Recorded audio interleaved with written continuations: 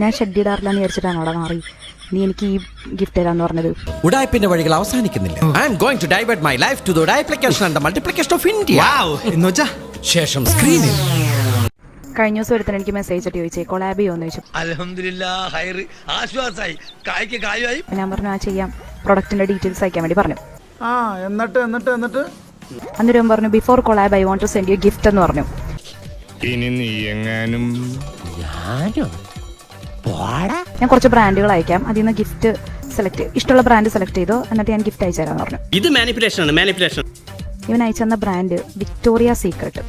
അയ്യയ്യേ, ഈ നായിൻ്റെ മുന്നിൽ അയക്കണതിന് മുന്നേ വരെ എനിക്കറിയില്ല ഇത് ഇന്നർ റോയേഴ്സിന്റെ ബ്രാൻഡാണെന്ന്. എടുത്തണ്ടി ഞാൻ ഷെഡിടാറില്ലാന്ന് വിചാരിച്ചിട്ടാണോടാ മാറി നീ എനിക്ക് ഈ ഗിഫ്റ്റ് തരാന്ന് പറഞ്ഞത്. ഞാനതൊരു ബിസിനസ് ആയിട്ടല്ല കാണുന്നത്, ഒരു ജീവകാരുണ്യ പ്രവർത്തനം.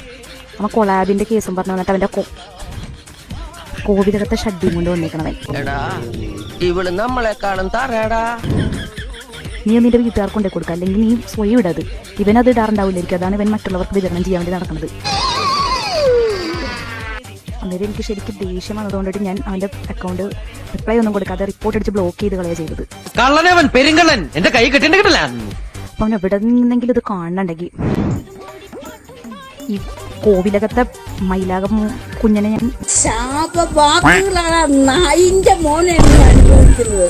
മരണ വെപ്രകാളം നീ അനുഭവിച്ച് നീ മരിക്കും. കിട്ടേണ്ടതൊക്കെ കിട്ടിയല്ലോ, സമാധാനമായല്ലോ.